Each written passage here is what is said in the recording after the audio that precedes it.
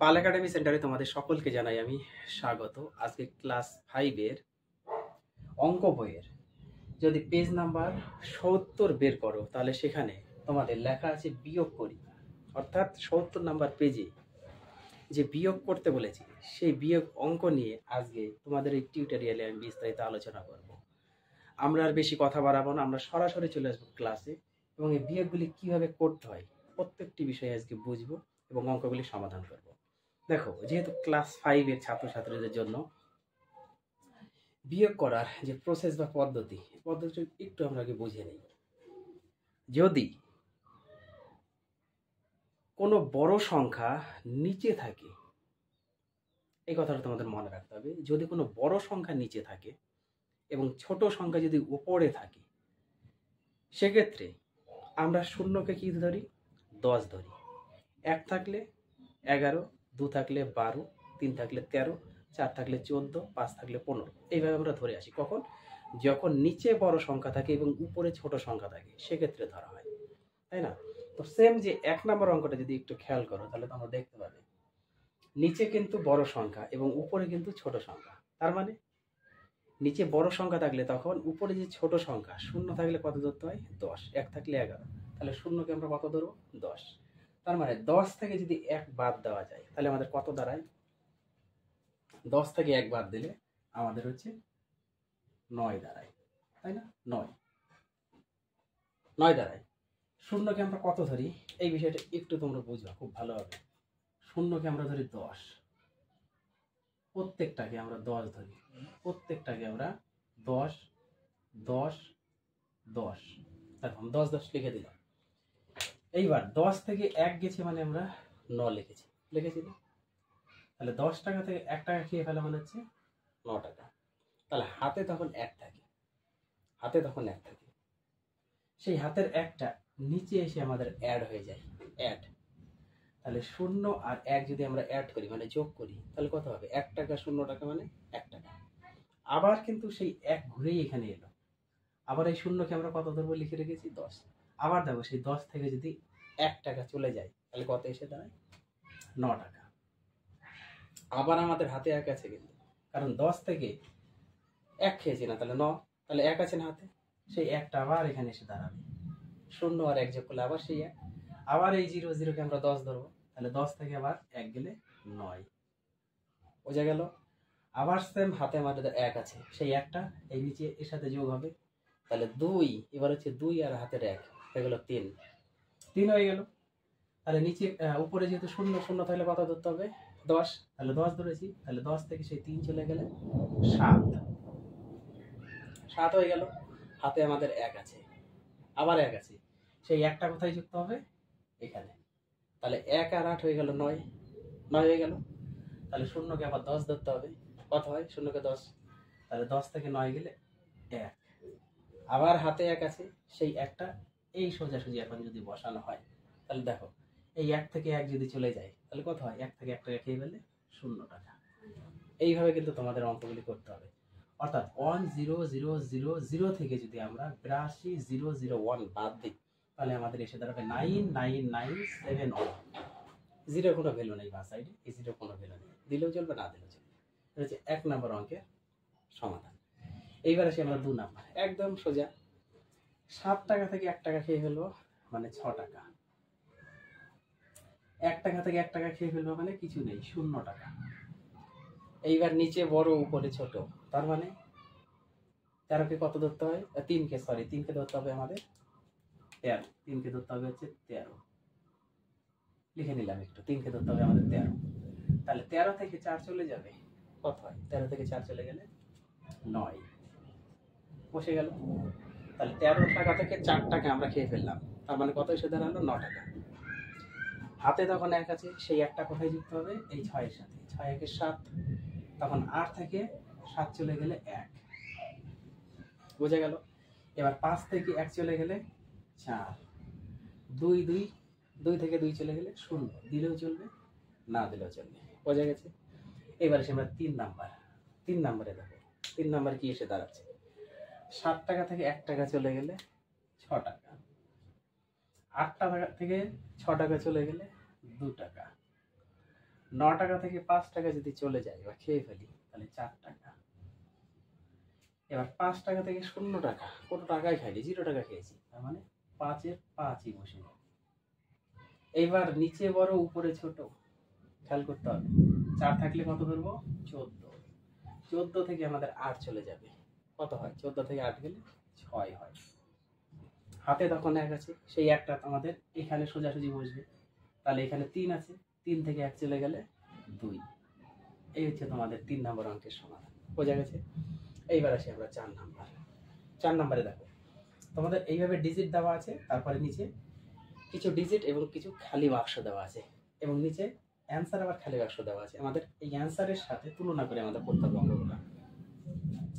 এখানে 1 আছে, অ্যান্সারে 0 আছে, তার মানে কি এখানে 1 এখানে 0, তার মানে আমাদের কি 1 টাকা থেকে কত টাকা বাদ দিলে আমাদের 0 টাকা হয় সেটা লিখতে হবে। তাহলে 1 থেকে 1 বাদ দিলে আমাদের 0 হয়।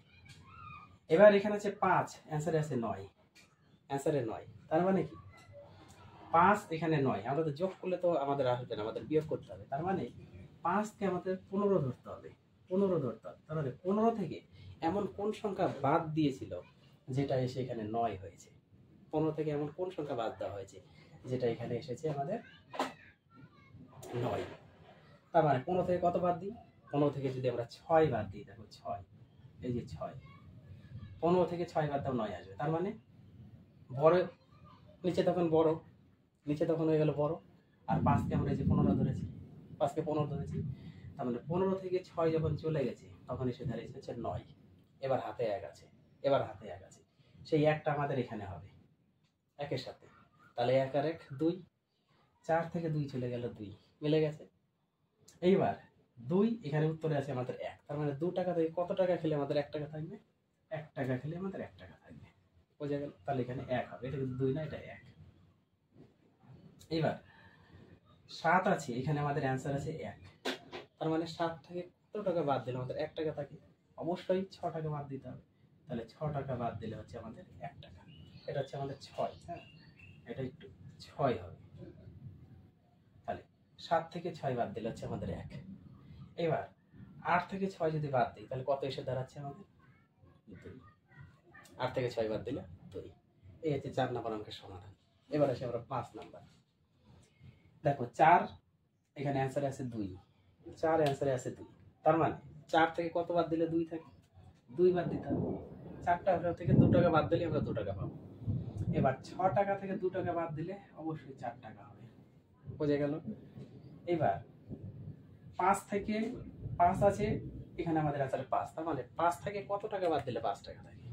5 টাকা থেকে যদি আমরা 0 টাকা বাদ দিই বা 0 টাকা যদি খেয়ে ফেলি তাহলে 5 টাকাই থাকে পড়ে, তাহলে এখানে হবে আমাদের 0। এবার 6 থেকে 1 টাকা বাদ দিলে আমাদের থাকে 5 টাকা। এবার 8 আছে উপরে, এখানে আমাদের অ্যান্সার আছে 6, তার মানে 8 টাকা থেকে কত টাকা খেলে আমাদের অ্যান্সার 6 টাকা আসবে? অবশ্যই 2 টাকা। 2 বসাতে হবে, কারণ 8 থেকে 2 গেলে 6। এবার 7 থেকে 3 চলে যাবে, মানে 7 টাকা থেকে 3 টাকা যদি চলে যায় তাহলে থাকে আমাদের 4 টাকা। এই হচ্ছে তোমাদের 5 নম্বর অঙ্কের সমাধান। বোঝা গেছে? এবার আসি 6 নম্বর। দেখো অ্যান্সারে আমাদের 5 আছে, উপরে ফাঁকা আছে, নিচে 0, তার মানে এমন একটা সংখ্যা নিতে হবে যেটা 0 টাকা বাদ, তাহলে আমাদের 5 থাকবে। তার মানে কি 5 থেকে 0 বাদ দিলেই আমাদের 5 হয়। তার মানে 5 টাকা থেকে 0 টাকা বাদ দিলে আমাদের 5 টাকা। এইবার 5 উপরে আছে আর আমাদের অ্যান্সার আছে 7, তার মানে কি? তার মানে একটু খেয়াল করো, এই যে একটা অঙ্ক আমি করেছিলাম, কোথায় গেল? এই যে 5কে যখন 15 ধরেছিলাম, তার মানে নিচে যেহেতু এখানে আমাদের বড় চলে আসছে না, সেহেতু আমাদের ধরতে হবে যে এখানে অবশ্যই 5কে 15 ধরতে হবে। তার মানে কি 15 থেকে এমন কোন সংখ্যা বাদ দিয়েছে যেটা আমাদের 7 এসেছে?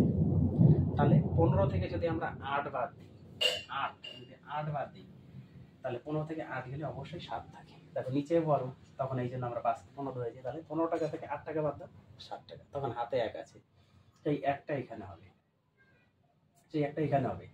1 আর 1 হয়ে গেল 2, এখানে আমাদের 0 আছে 2, তার মানে উপরে অবশ্যই একটা 2 হবে, তাহলে 2 টাকা থেকে 2 টাকা বাদ দিলে হয়ে গেল আমাদের 0 টাকা। এবার আছে 3 আর অ্যান্সারে আছে আমাদের 2, তার মানে 3 টাকা থেকে কত টাকা খেলে আমাদের 2 টাকা থাকে? 1 টাকা। 1 টাকা খেলে আমাদের 2 টাকা থাকে। এইবার এখানে আমাদের আছে 6, অ্যান্সারে আছে 5, অ্যান্সারে আছে 5, তার মানে এমন একটা সংখ্যা আমাদের লিখতে হবে যেটা এখানে হচ্ছে আমাদের 5 আসে, 5 আসে। তার মানে কত টাকা থেকে 6 টাকা খেয়ে ফেললে আমাদের 5 টাকা থাকে, কত টাকা থাকে? এখানে যদি আমরা একটা বড় সংখ্যা বসাতে হবে, নাহলে আমাদের 5 আসবে না, তাই তো? 5, তার মানে যদি আমরা এখানে 1 যদি ধরি, 1 যদি ধরি, 1 দেখো, 1 যদি এখানে ধরি, তাহলে এই 1 কে আমাদের কি ধরতে হতো? 11। 1 যদি ধরতাম, কারণ নিচে বড় উপরে ছোট, তাহলে বড় থাকলে উপরে কি হয়? নিচে যদি বড় থাকে, উপরে থাকলে 1 কে 11, 2 কে 12 ধরতে হয়। তাহলে 11 টাকা থেকে 6 টাকা চলে গেল, তাহলে থাকলো 5 টাকা। বসেছে 5, হাতে তখন 1 আছে, সেই একটা এই খোপে এসে বসতো, তাই তো? 1 এখানে হলো, কিন্তু আমাদের এখানে অ্যান্সারে আছে 2। 1 হচ্ছে আমাদের এখানে, অ্যান্সারে আছে 2। তাহলে 4 থেকে 1 বাদ দিলে তো আর 2 থাকে না। তাহলে আমাদের এখানে একটা অবশ্যই 1 হবে, আর হাতের 1, তাহলে যোগ করলে হয়ে গেল আমাদের এখানে অলরেডি 1 হবে, 1 এখানে অলরেডি 1 হবে, 1 থাকবে, আর হাতের 1 আছে, তাহলে হাতের 1 আর এই 1 যোগ করলে হয়ে গেল 2। তখন 4 থেকে 2 চলে গেল, মানে হচ্ছে 2। বোঝা গেছে? এই হচ্ছে তোমাদের 1 থেকে 6 নম্বর অঙ্কের সমাধান। প্রত্যেকটি অঙ্ক কিন্তু আমি সুন্দর বেসিক থেকে শুরু করে একদম হুবহু যেখানে যা ধরতে হয় প্রত্যেকটি বিষয় কিন্তু আমি ভাঙিয়ে ভাঙিয়ে তোমাদের বিস্তারিত আলোচনা করলাম। তাহলে এই 70 নম্বর পেজে যে অঙ্কগুলি আছে তোমরা একটু চেষ্টা করো, বিয়োগের আর দুটো আছে, একটু চেষ্টা করো তোমরা নিজে। আবার আমি পরবর্তী পার্ট নিয়ে তোমাদের সাথে দেখা করব। তাহলে আজকের মতো এখানেই আমি শেষ করছি।